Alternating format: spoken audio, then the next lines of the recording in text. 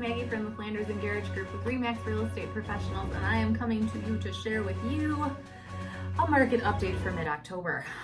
What we are seeing very similar as to what we talked about last month, still showing signs a little bit of not slowing, but just slowing down a little bit. Like maybe we're not going 85 anymore on the expressway. Maybe we've like cooled it down to like a solid 77.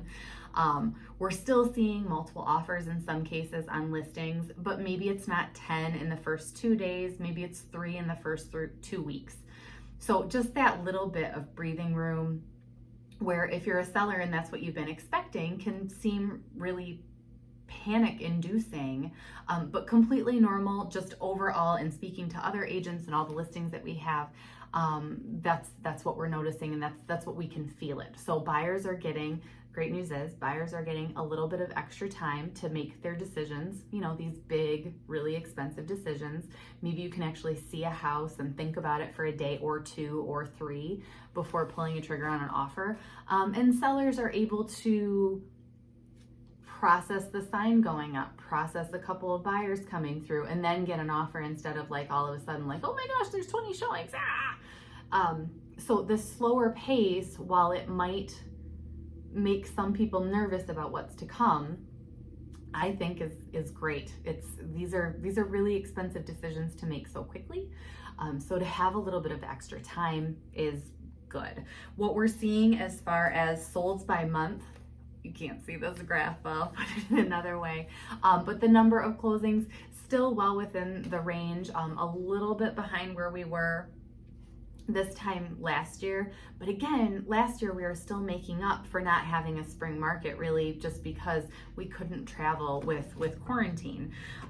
So what we're seeing in the prices, still priced above where we were this time last year, also priced above where we were in the last 5 years and way beyond that, but a little bit down as far as the average sales price goes if you look at numbers at where they were in June and July as opposed to August and September. So just a little bit of correction. Again, nothing to panic about. Nothing is severely changing.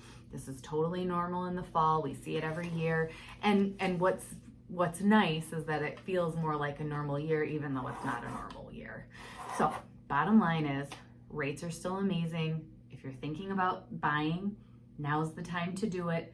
Don't wait on the sidelines for the prices to come down because it's not going to happen. We're not in a bubble. If you're a seller that's thinking about maybe I should enter in the marketplace, when's the peak? Let's have a conversation about what we could reasonably price your house for right now, and make sure that you're in a very good strategic position for getting showings and getting multiple offers.